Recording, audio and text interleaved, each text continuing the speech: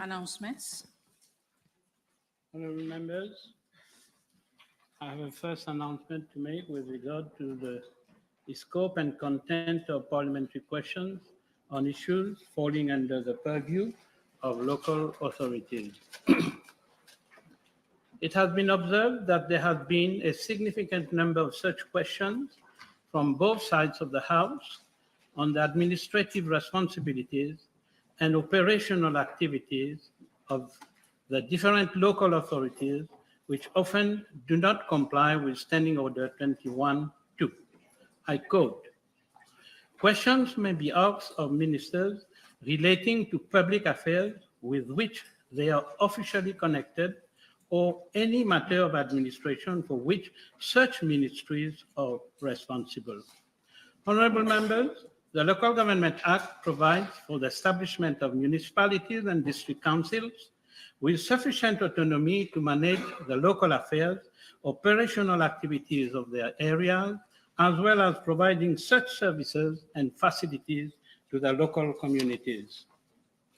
It is fair to state that such trivial issues should be dealt with at local level, thereby allowing the time of the House to be otherwise devoted to questions of national interest. Moreover, in this regard, honourable members may stand guided with what obtains at the House of Commons and other Commonwealth jurisdictions. I quote from Erskine May, chapter 22:17. "It is not in order in a question to ask for action with matters under the control of local or other statutory authorities." End quote. Honourable members are therefore advised to raise such questions firstly with the local authorities directly, or the minister personally, or in the last resort at adjournment time. I therefore invite honourable members to stand guided accordingly. My second announcement concerns Honourable Uchit, who is absent, so later on I'll deal with that. Papers have been laid. Questions. Honourable Leader of the Opposition. Thank you very much, Mr. Speaker. I have given notice of a private notice question to be put to the Honourable Minister of Energy and Public Utilities, whether in regard to the pipe replacement program for financial year 2023-2024, he will, for the benefit of the House, obtain from the Central Water Authority information as to A, if a copy of the agreement signed in connection therewith will be tabled, if the compliance report of the internal audit team dated 9th January 2024 has identified breaches thereon, if any, and if so, indicate if same have been addressed and table documents related therewith, if any. And C, the number of times the board of the authority has met the compliance report and the chief internal auditor in connection therewith.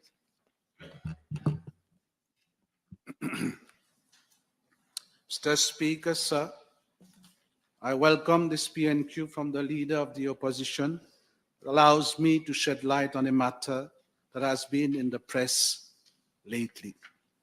Mr. Speaker, sir, I am informed by the Central Water Authority that it has made a wide potable water distribution network serving all sectors of the economy with a total length of 5,246 kilometers.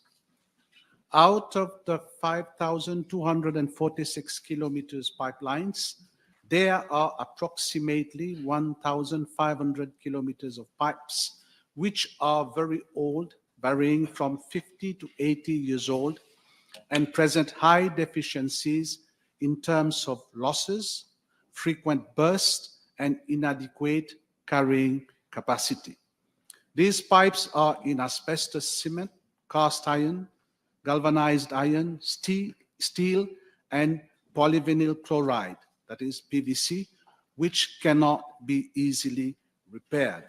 They cause disruptions in water supply, as well as account for about 50 to 60% of wastages. Out of the 1,500 kilometers of very old and defective pipes, the CWA has identified about 500 kilometers of pipes in all the 6 water supply zones, which are critical and need to be replaced most urgently during calendar years 2023 and 2024. The CWA has adopted a 3-pronged strategy in order to fast-track the replacement of these 500 kilometers over a period of 2 years as follows. 1, in-house replacement. This will concern the replacement of pipelines less than 1 kilometer and will be undertaken by the CWA. 2, pipe replacement between 1 kilometer and 3 kilometers, and this will be carried out by small and medium contractors. These pipelines concern mainly the medium lateral roads, unclassified roads all around the island. And 3, pipe replacement under capital projects, and this concerns replacement of pipelines exceeding 3 kilometers on classified RDA roads. It is to be highlighted that the progress of works regarding replacement of pipes has been relatively slow over the years, accounting for more acute inefficiencies in the system. For the years 2010 to 2014, an amount of 1.4 billion has been invested in replacement of 281 kilometers of defective pipes, and that over a period of 5 years. In budget 2023-2024, government has provided funds to the tune of 900 million rupees for pipe replacement programs to be carried out as follows. 1, 700 million rupees for in-house works by the CWA, and 2, 200 million rupees for works by small and medium contractors. I am informed by the CWA that 246 kilometers have been laid in-house in 2023-2024. In addition, 118 kilometers of pipes have been laid by small and medium contractors across the island in 2023-2024. The budget of an amount of 200 million allocated has been fully utilized, and additional funding to the tune of 150 million has been provided for the financial year 2024-2025. I am further informed that during financial year 2023-2024, 36 kilometers of pipes have been laid under major contracts allocated by the CWA.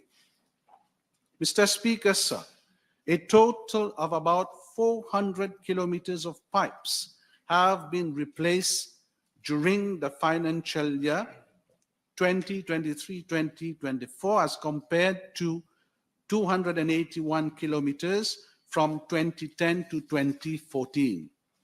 Mr. Speaker, sir, for the purpose of the in-house pipe replacement program, my ministry has entered into an agreement of disbursement of funds for pipe replacement works for financial year 2023-2024 with the CWA in September 2023 following government approval.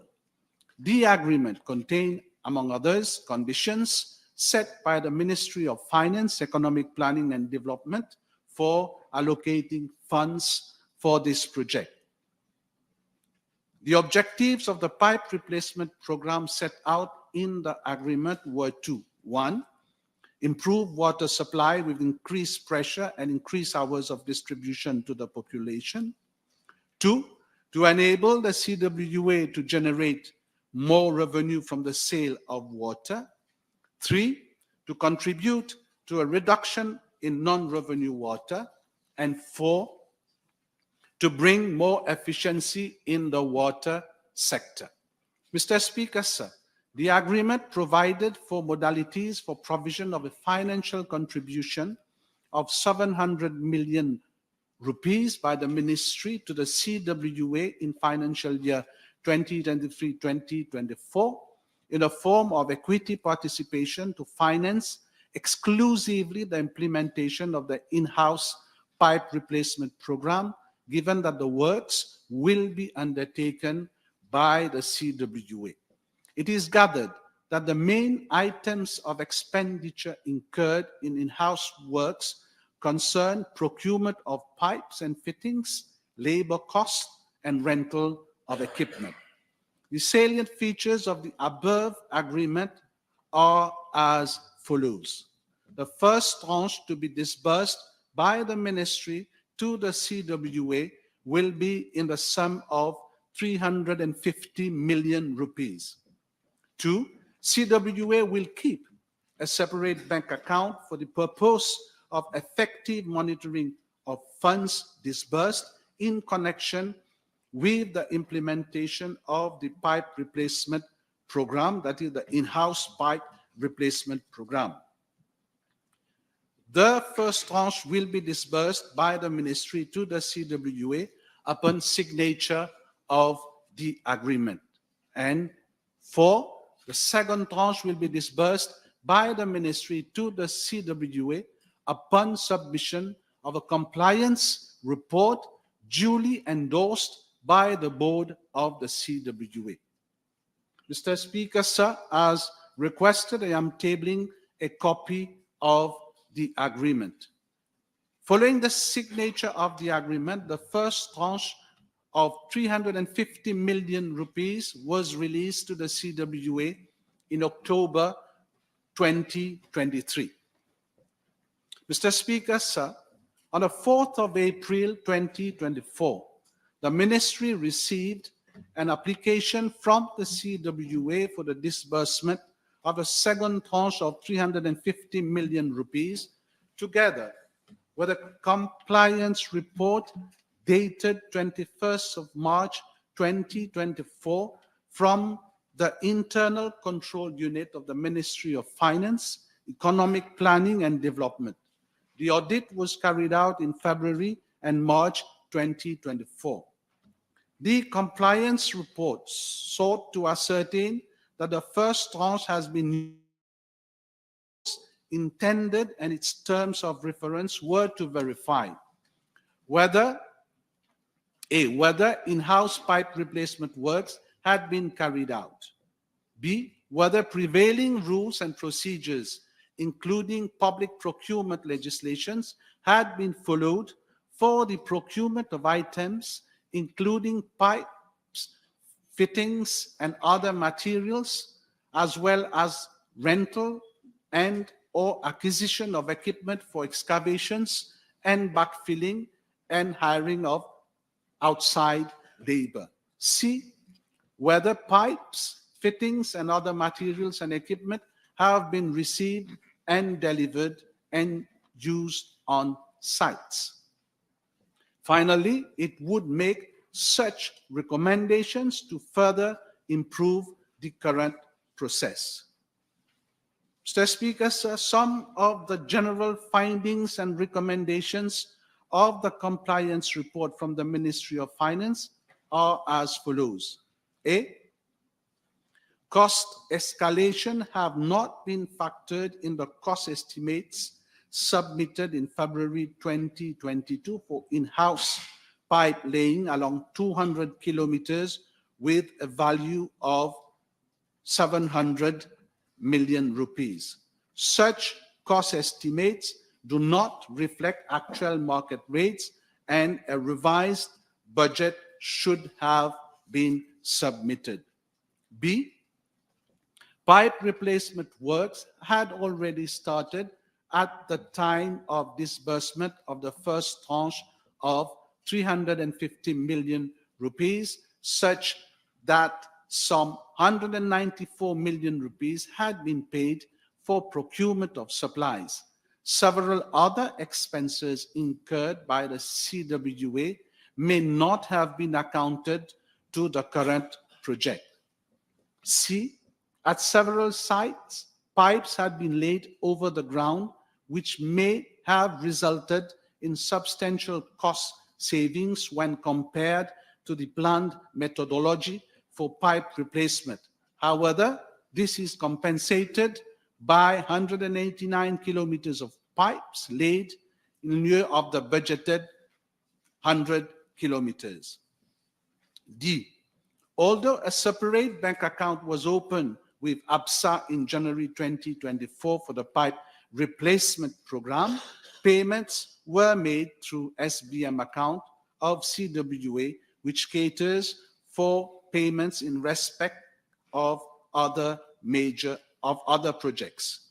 On the basis of selected samples for site visits, it would be correct to assert that 180 kilometers of pipes had been laid. F. Opportunities for improvement were made, such as standard methodology for laying of pipes, standard drawings, commissioning certificates, compaction tests, system for approval of variation, etc. G.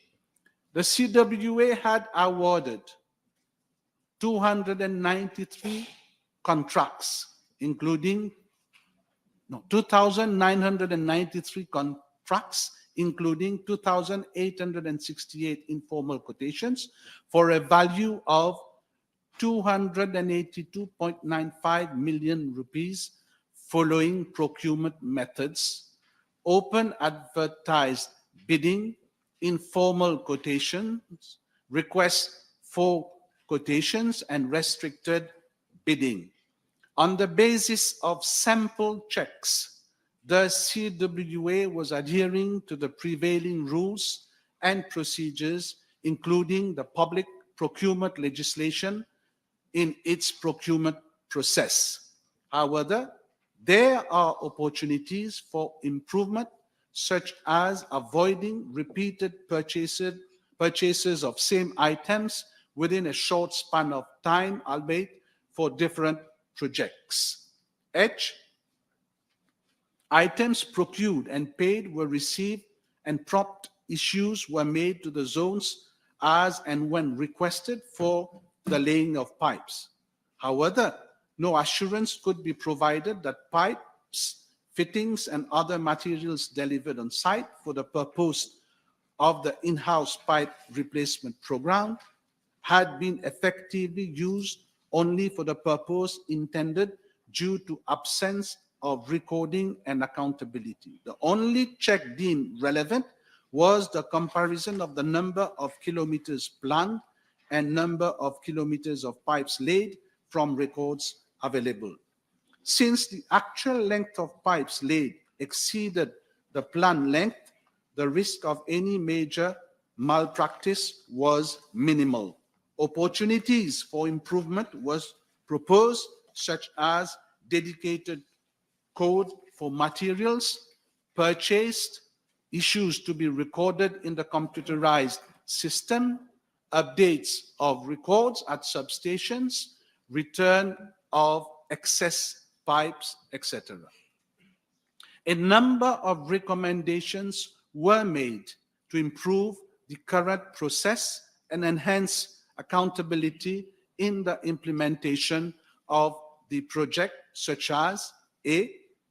Standard design specifications for works should be developed, thereby ascertaining essential requirements for safety, serviceability, robustness, and durability. B.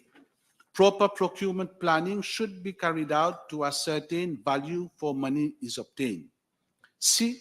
Standard guidelines should be devised for recording purposes to ensure accountability in all processes at the level of zones and material reconciliation may be introduced. D, proposed plan of work to be submitted for each site. And E, a full costing exercise to be undertaken to come up with actual expenditure incurred under the project by properly apportioning the costs involved. F, all transactions effected need to be properly coded for financial and operational purposes so as to ensure full accountability and transparency. And G, the cost estimate revised to cater for value for money and alterations in project design. Mr. Speaker, sir, the ministry was further informed that the Central Water Board had approved the setting up of 2 committees as hereunder for the implementation of the recommendations contained in the compliance report from the Ministry of Finance. 1 committee under the chairmanship of the Acting Deputy General Manager Technical to look into all the technical issues, and 1 committee under the chairmanship of the Deputy General Manager Administration to look into all the procurement, financial, and administrative issues. In addition, CWA was to seek the assistance of the internal audit team of the Ministry of Finance for the implementation of the recommendations made by the team in respect of the in-house pipe replacement program. I am informed that the CWA is in the process of implementing the recommendations of the compliance report from the Ministry of Finance and the Audit and Risk Committee, and the board were informed of progress made at its last meeting. Mr. Speaker, sir, since the compliance report had recommended positively on all the terms of reference, the second tranche was disbursed to the CWA after obtaining necessary clearances in April 2024. Mr. Speaker, sir, following the article that appeared in the press regarding the resignation of the Chief Internal Auditor of the CWA, I have been informed that the Central Water Board held a special meeting on the 13th of June 2024 to take stock of the resignation of the Chief Internal Auditor dated 3rd June 2024. It is the resignation letter and the comments made in her letter of resignation. And the board resolved the following. 1, a committee of inquiry be set up to A, investigate and determine whether the allegations to the effect of the Chief Internal Auditor has been subjected to verbal abuse, bullying, harassment, intimidation, and acts of retaliation are founded, and B, to make appropriate recommendations. 2, the Deputy General Manager Administration to cause to investigate into the leakage of the contents of the letter of resignation of the Chief Internal Auditor to the press and to submit a report to the board. And 3, for good governance purpose and in view of the critical importance of the internal audit function, an officer from the Internal Audit Division be assigned duties of Chief Internal Auditor, officer in charge of the Internal Audit Division, pending the recruitment of a Chief Internal Auditor on the establishment of the authority. 4, the chairman of the Audit and Risk Committee to hold regular meetings with the new officer who will be assigned duties of the Chief Internal Auditor, officer in charge of the Internal Audit Division. And 5, the post of Chief Internal Auditor on establishment of the authority be advertised forthwith. Mr. Speaker, sir, concerning Part B of the question, the CWA has not transmitted to my ministry a copy of the compliance report of the internal audit team of the CWA dated 9th January 2024. With regards to Part C of the question, I am informed that the board has met concerning the compliance report of the internal audit section of the CWA on 30th June 2024, and on 28th March 2024, the board met to consider the compliance report from the Ministry of Finance. Mr. Speaker, sir, I am informed that the board has not met the Chief Internal Auditor.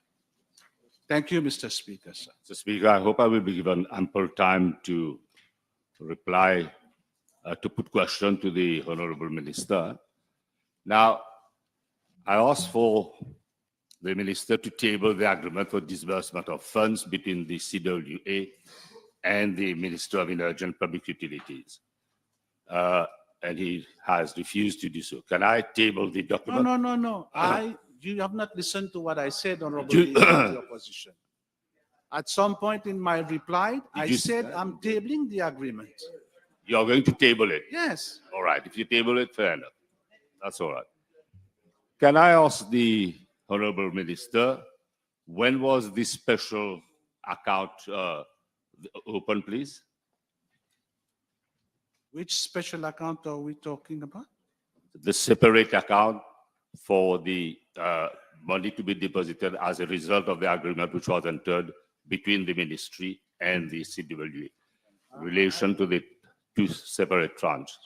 I stated that in my reply. In January, am I right? I stated that in my reply that at the beginning of the implementation of the pipe replacement program, they were using the same account, and then later on, they opened an account at the APSA Bank. Let me find out when they opened. That is, the account was opened in January 2024. Either there was departure from norms established in relation to money which should have been deposited and money which was not deposited? Yeah, this was there. This is a very minor issue, Mr. Speaker, sir. It's a minor As I said, these shortcomings were highlighted, and then there were general recommendations made, and that formed part of one of the shortcomings, and that was corrected at a later stage because they had started implementing the pipe replacement program before the funds were disbursed.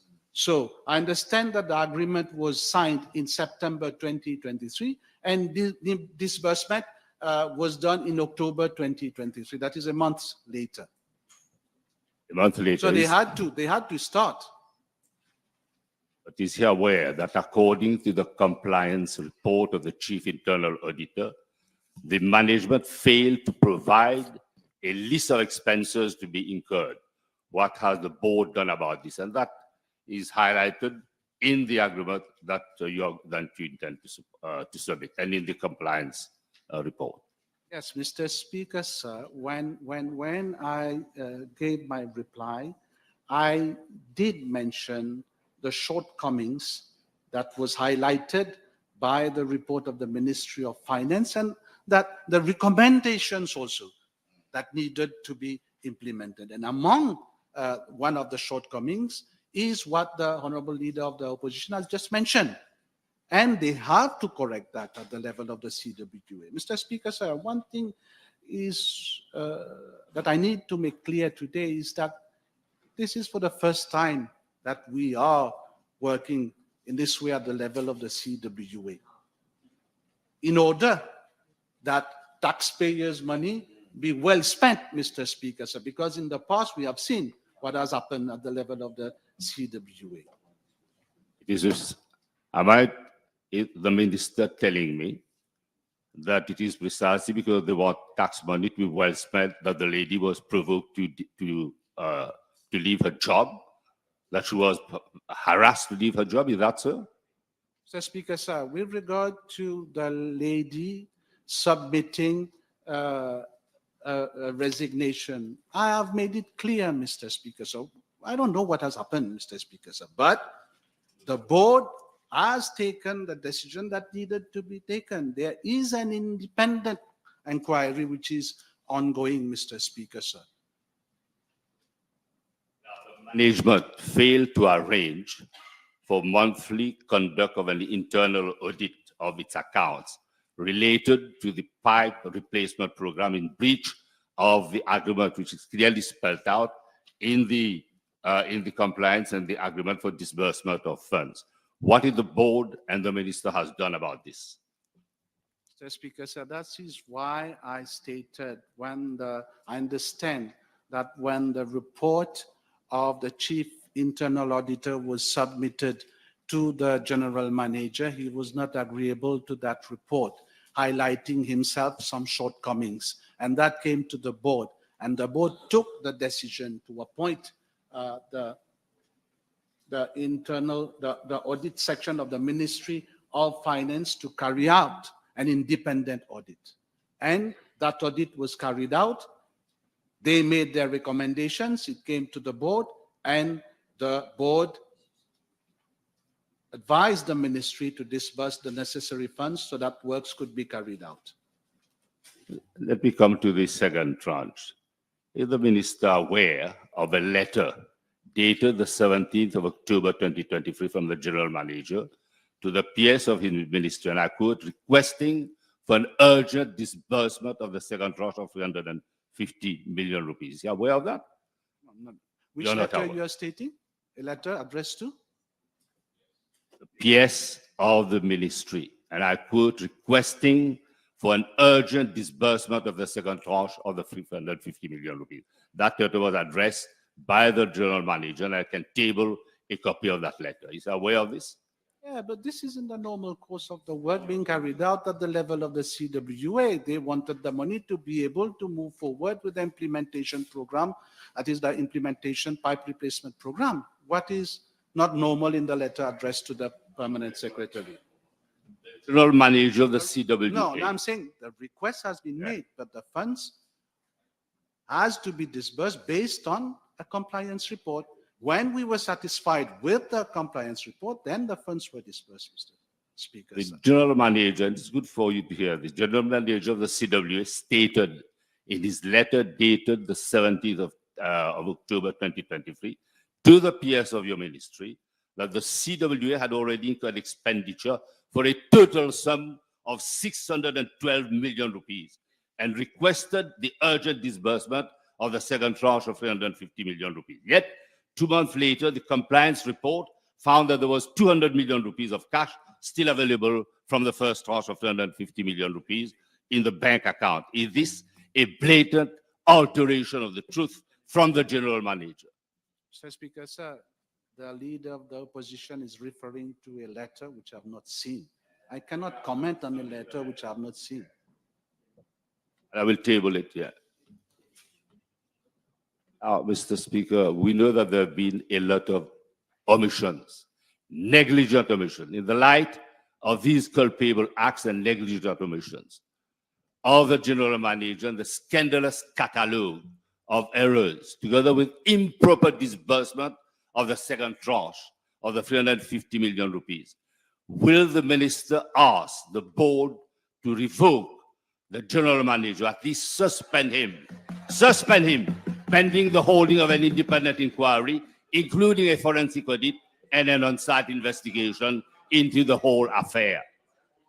Mr. Speaker, sir, the board has taken decision based on information that they had in their possession. And I said, with regard to the Chief Internal Auditor, there is an independent inquiry which is ongoing. Let us see the outcome of that independent inquiry. Then whatever decision has to be taken will be taken. Time over. The table has been advised that PQB 521 will be replied by the Honorable Prime Minister, time permitting. I now call Honorable Boolell for Prime Minister. Thank you, Mr. Speaker. Sir, B492. Mr. Speaker, sir, as pledged in the government program of 2014-2019 and 2019-2024, my government has been addressing the drug scourge through a comprehensive and holistic strategy to curb drug supply with appropriate enforcement measures, while concurrently reducing its demand through preventive education programs as well as treatment and rehabilitation. Furthermore, to tackle this multifaceted global challenge, substantial resources are being mobilized and deployed by my government in terms of modern security logistics, equipment, and infrastructure on both land and sea. In addition, the government's multi-pronged strategy encompasses the storage of exhibits of dangerous drugs in secured conditions until they are destroyed in accordance with the legal framework and protocols in place. Mr. Speaker, sir, I am informed by the Commissioner of Police that all dangerous drugs secured as exhibits during operations by police and the Customs Anti-Narcotics section of the Mauritius Revenue Authority are kept under lock and key at the Anti-Drug and Smuggling Unit ADSU exhibit room at the Line Barracks in Port Louis. The exhibit room is manned by dedicated police officers posted to the ADSU, and they are responsible for the security of all exhibits kept thereat. The procedures to handle dangerous drugs after seizures are normally as follows. On the seizure of drugs by the ADSU team, one of them who secures the drugs and who is known as the securing officer makes an entry on the crime occurrence tracking system in either the relevant police station or the nearest subunit of ADSU. The drugs seized, together with the initial wrappings, are weighed on a digital scale. Any outer packaging is secured separately, which would be kept in the exhibit room together with the exhibits. The exhibits are properly wrapped and sealed with wax in the presence of the accused and another officer who witnessed the seizure. The sealed exhibits are signed by the securing officer, the accused, and another officer who witnessed the seizure. On the same day, the exhibit is taken by the securing officer to the exhibit room of ADSU at Line Barracks in Port Louis. The officer in charge of the exhibit room makes relevant entries in the exhibit register. The exhibit is allocated an exhibit register number. The officer in charge of the exhibit room takes charge of the exhibit, which is then kept in the room of ADSU pending conveyance to the Forensic Science Laboratory for examination. When the exhibit is brought to Forensic Science Laboratory for examination, the forensic scientist either keeps all the sealed exhibits or takes a sample or samples thereof, depending on the quantity of the drug seized. The forensic scientist weighs the exhibits. In case of sampling, the forensic scientist seals the remaining exhibit and returns same to the securing officer of ADSU for safe custody at the exhibit room at Line Barracks. The officer in charge of that room makes an entry of the exhibits returned from the Forensic Science Laboratory in the exhibit register. The exhibit is kept at the room until it is produced in court during trial. It remains in the custody of the court even after trial.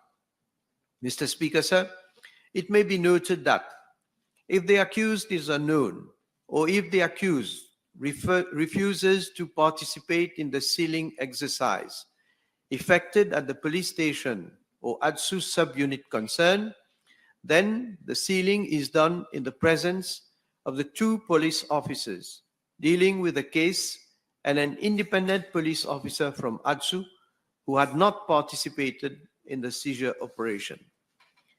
In addition to these established procedures, a tight security mechanism is in place at the ADSU exhibit room in terms of an alarm system, CCTV camera, and fire detector. In fact, the ADSU operations room, inter alia, monitors the exhibit room on a 24/7 basis, and regular patrols are carried out around the building by the personnel of the Special Supporting Unit. Mr. Speaker, sir, I am informed by the Commissioner of Police that destruction of dangerous drugs secured are conducted at the ADSU headquarters at Line Barracks in the following 3 instances. Drugs cases detected by the police around the island where after investigation the accused have remained unknown. Drugs cases where the accused parties have been prosecuted before the courts and after trial, the drugs are forfeited by courts. The court officers destroy the exhibits in presence of magistrates with the assistance of police officers.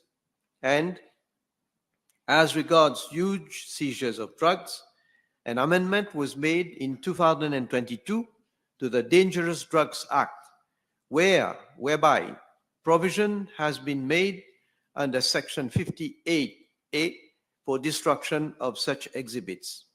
However, in case the accused or his counsel requests for further analysis of the drugs, the exhibits will not be destroyed pending re-examination.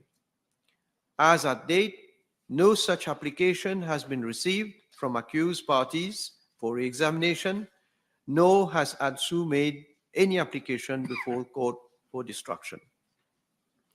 Mr. Speaker, sir, in order to ensure compliance with the Dangerous Drugs Act, the Commissioner of Police has, by way of Standing Order 86, laid down the procedures for the destruction of dangerous drugs. The adopted procedures prior to the destruction of the exhibits are as follows. The ADSU decides on a date of destruction and circulates a correspondence to all police divisions, branches, and units of the force to inform them accordingly.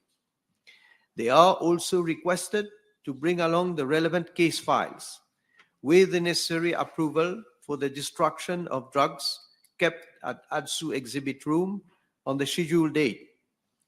A list of drugs to be destroyed is compiled by ADSU and sent to the Commissioner of Police.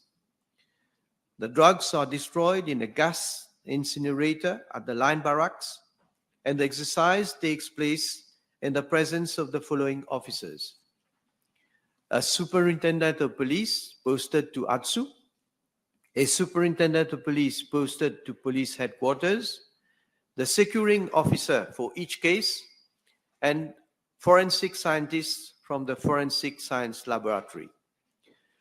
The representatives of the local press are also invited. After destruction, the superintendent of police from ADSU makes an entry in the drugs destruction register, certifying the completion of the exercise. A certificate is inserted in the drugs destruction register, countersigned by the officers present during the exercise.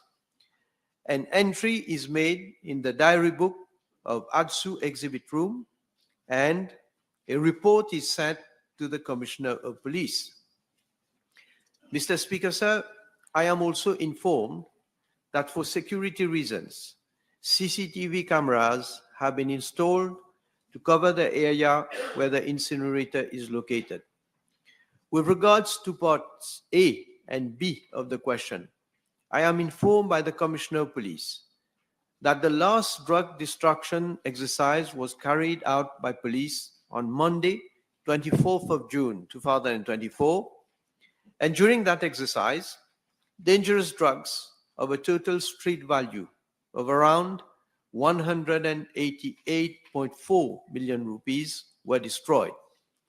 The types and quantities thereof are estimated as follows: 24,475 plants of cannabis, 139.847 grams of cannabis, 2,027.165 grams and 43 foils of synthetic cannabinoids, 2,350.736 grams and 20 foils of heroin, 629 sedative tranquilizers pills, 4,497.45 grams of cannabis seeds, and 30 ml of cannabis oil.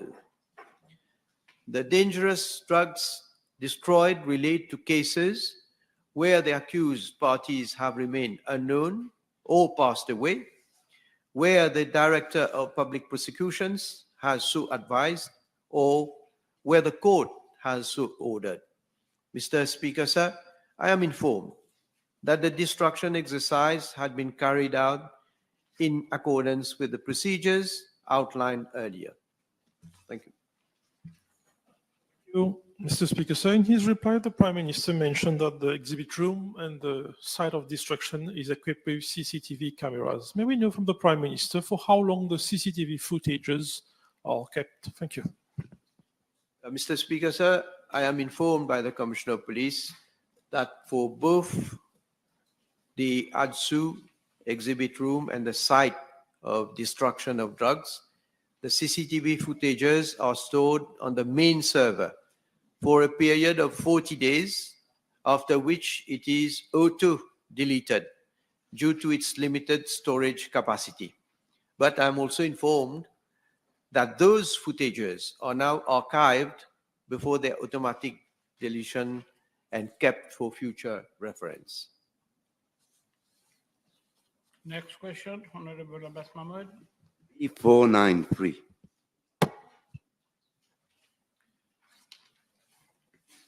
Mr. Speaker, sir, soon after Honorable Paul Raymond Béranger assumed office as Prime Minister in September 2003, he had a meeting with Mr. TL on behalf of Island Blight Limited, where the Agalega project and unsolicited proposal was discussed. In fact, the project consisted of securing land leases to construct 15 chalets and marina facilities in Agalega.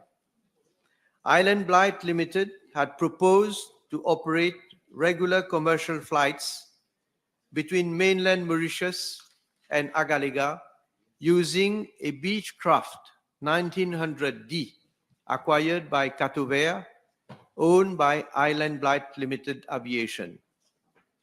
I am informed by the then Ministry of Housing and Lands that thereafter, a letter of intent dated 27th of January 2004 was issued to Island Blight Limited for 1.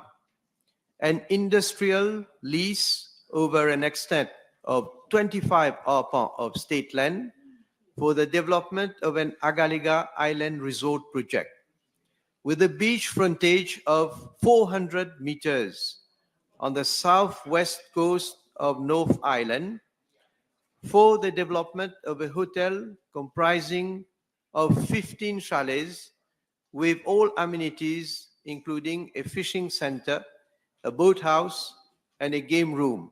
And 2, a lease of an additional 87 arpents of state land for landscaping purposes, with beach frontage of 400 meters on the northeast coast of North Island.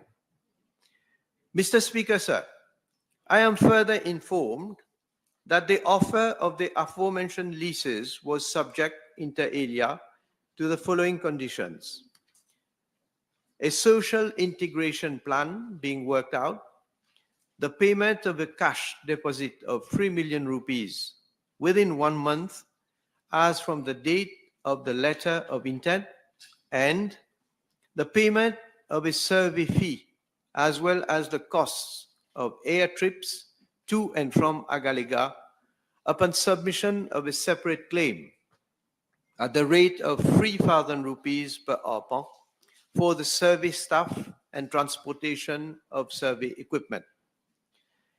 In a letter dated 7th of May 2004, Island Blight Limited informed the then Ministry of Housing and Lands that it was no longer interested in the lease of 87 arpents initially proposed for landscaping purposes and instead requested for the lease of about 1 arpent along the southeastern coastline for the construction of a boathouse, a marina, and a jetty for fishing and supply by vessels to be used when prevailing winds hamper operations on the western side of the island. Mr. Speaker, sir, in this respect, on 9th of July 2004, the then government took note of the following. 1.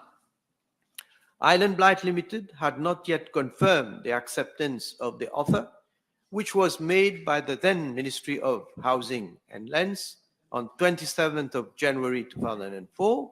And 2.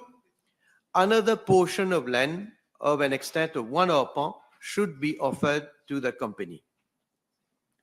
In view thereof, Island Blight Limited had requested for an updated version of the letter of intent dated 27th of January 2004, which would constitute the basis for the agreement. Accordingly, a new letter of intent dated 26th of October 2004 was issued by the then Ministry of Housing and Lands to the company, wherein Island Blight Limited was given a time limit of 2 weeks to confirm acceptance of the offer. Mr. Speaker, sir, I am informed that both leases were to be granted for an initial period of 20 years, renewable at the option of the lessee for 4 consecutive periods of 10 years each. At expiry of each and subsequent period of 10 years, the rent would be revised for both leases to reflect the market value at the time of renewal. On 26 October 2004, the then Ministry of Housing and Lands informed Island Blight Limited that the rental claimed for both sites, namely 25 arpent and the additional 1 arpent, was as follows. 260,000 rupees per annum for period 27th of January 2004 to 26th of January 2006. That is 21,667 rupees monthly. 520,000 rupees per annum for the period 27th of January 2006 to 26th January 2008. That is 43,333 rupees monthly. 1,040,000 rupees per annum for period 27th of January 2008 to 26th of January 2014. That is 86,667 rupees monthly. And 1,560,000 rupees per annum for period 27th of January 2014 to 26th January 2024, that is 130,000 rupees monthly. Island Blight Limited had, on 3rd of November 2004, signified its acceptance to the offer made by the then Ministry of Housing and Lands in its letter dated 26th of October 2004. Also, the company requested that a cut-off start date for the payment of rent in respect of the aforementioned leases be effective as from 1st of January 2005. Subsequently, approval was obtained on 22nd of November 2004 to accede to the said request on the ground that access to the site was very difficult at the time and that only emergency trips were being undertaken by douanier. The company was informed of same on 29th of November 2004. On 20th of June 2005, the deed of lease in the name of Agalega Nature and Fishing Lodge Limited was signed by Mr. MJPDV, Director of the company on behalf of the lessee. Mr. Speaker, sir, I wish to refer the honorable members to the comments made by the then leader of the opposition, Dr. Navin Chandra Ramgoolam, to the private notice question dated 23rd of March 2004, addressed to the then Prime Minister, Honorable Paul Raymond Béranger, on the proposed list of land to Island Blight Limited in Agalega, and I quote, "IBL gets the cake and eats it at the same time.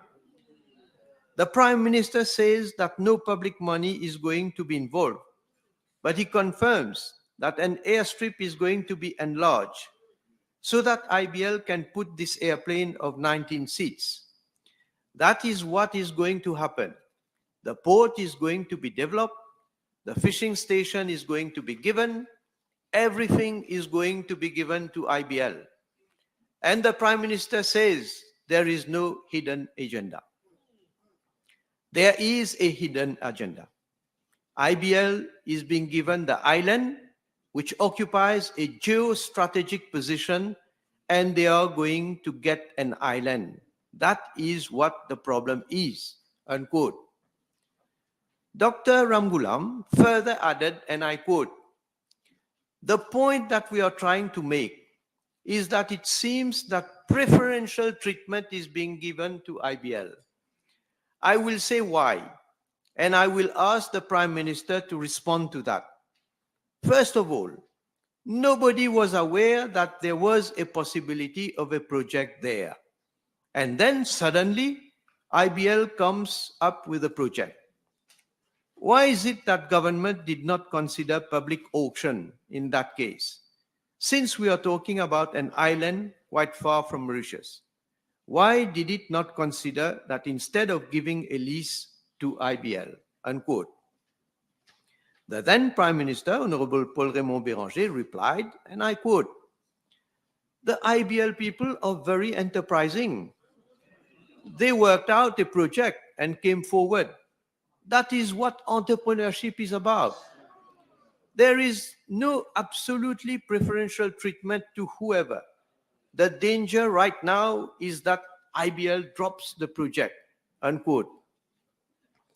Mr. Speaker, sir, after the general elections of 2005, a change in government, Cabinet agreed on the 14th of October 2005 not to proceed further with the offer of lease of state land at Agalega to Island Blight Limited. The then Prime Minister was Dr. Navin Chandra Ramgoolam, the now cherished partner and self-proclaimed petit frère of Honorable Paul Raymond Béranger. Mr. Speaker, sir,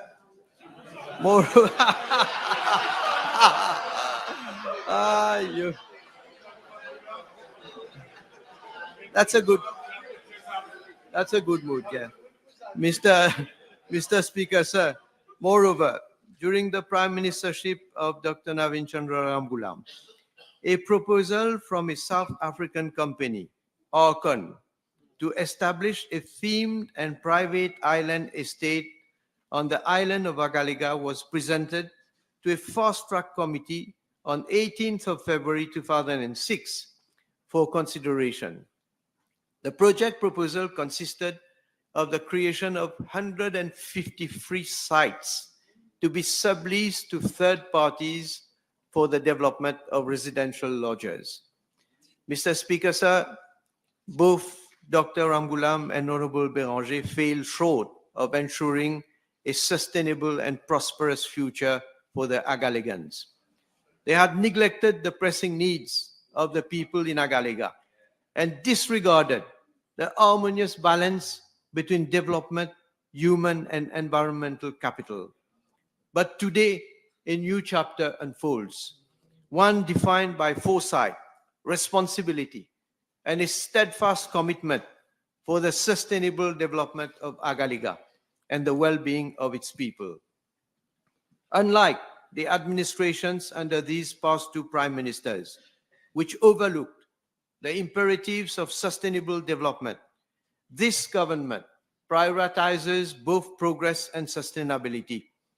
We understand that development must not come at the cost of our environment, nor should it compromise the livelihoods of our citizens.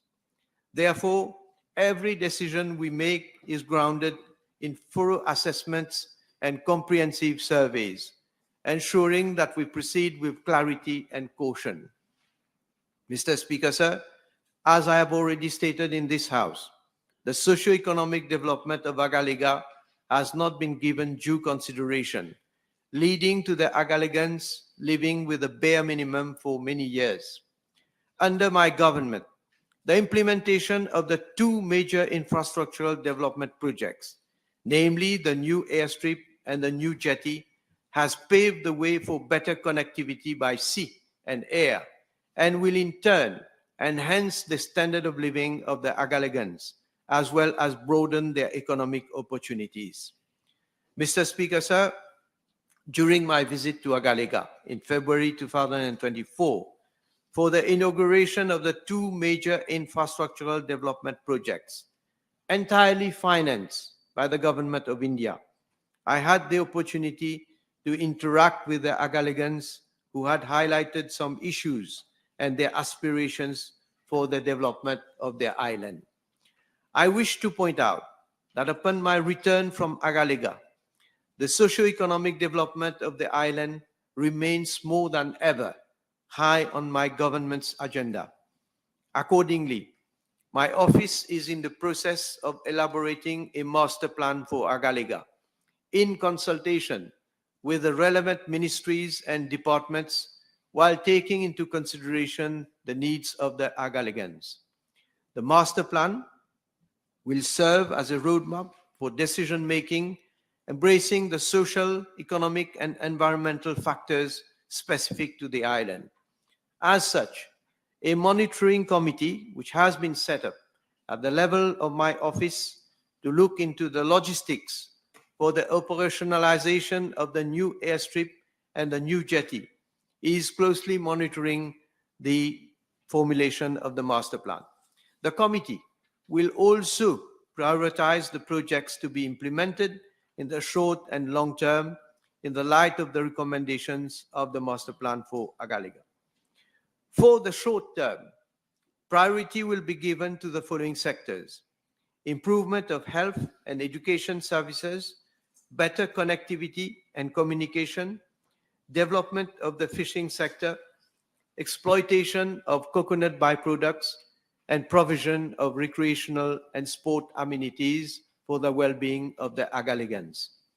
I have ensured that under the present and future budgets, funds amounting to 15 million and 25 million rupees have been provided under the Projects Development Fund for the financial years 2024, 2025, and 2025 and 26, respectively, for the implementation of the master plan for Agalega. Thank you. Merci, Monsieur le Président. Can the Honorable Prime Minister state whether Island Blight Limited imposed conditions in the course of discussion with the then Prime Minister for the Agalega Resort project? Well, again, Mr. Speaker, sir, the own arguments of the then Prime Minister, Honorable Paul Béranger, it will tell the story. In fact, if we look at his answer to the PNQ of 23rd of March 2004, Honorable Béranger stated, and I quote, "IBL has indicated that the whole project is subject to two sine qua non conditions. A, access being made available through the enlargement of existing passes on both sides of the island, so as to allow fishing boats to operate whatever the climatic conditions. And B, it would have to purchase a small plane. The operation thereof would not be sustainable if the plane did not operate to Rodrigues, Réunion Island, Madagascar, Comoros, and other countries in our sub-region," unquote. As we can see, conditions were imposed by Island Blight Limited, and Honorable Béranger added in his reply, I quote, I foresee no problem. Thank you, Speaker, sir. Can Honorable Prime Minister state whether the then Prime Minister, Honorable Paul Béranger, visited Agalega and whether there were discussions with IBL for future projects of the resort project? Well, Thank you. Honorable Béranger, I have from my record, he visited Agalega on the 11th of January 2004 at the head of the delegation, comprising also the then Minister of Social Security and National Solidarity, Senior Citizens Welfare and Reform Institutions, and the Minister of Training, Skills Development, Productivity and External Communications. Now, from his answer to the private notice question, again dated 23rd of March 2004, Honorable Béranger stated, I quote, the promoters would wish to have access to both sides of the island through passes to the open seas. The extent that they have requested for goes to both sides of the island. But allowance is for the already existing road, which will remain public, and for 2-meter reserve on both sides, which I emphasize, which I made clear, meaning Honorable Béranger. If it was successful to start with that number of chalets, I have no doubt that with 25 arpents available, the promoter would develop further, unquote. Clearly, the then Prime Minister had discussed and had privileged information for future developments. Table has been advised that PQB 494, 495, 496, 498, 499, 502 have been withdrawn. Time is over.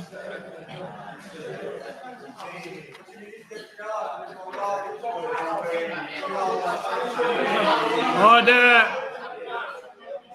Order! Order!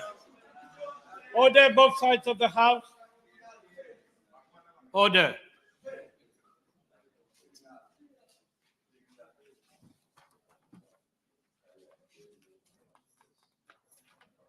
I heard Honorable Bhagwan saying communal. Is that, did you said communal, fail? No, withdraw the word, that will go in answered. So Honorable Bhagwan withdraws the word communal and apologizes to the House. And apologize. Unparliamentary, communal. This has got serious allegations. This is very serious allegation. So you apologize. You apologize. Thank you.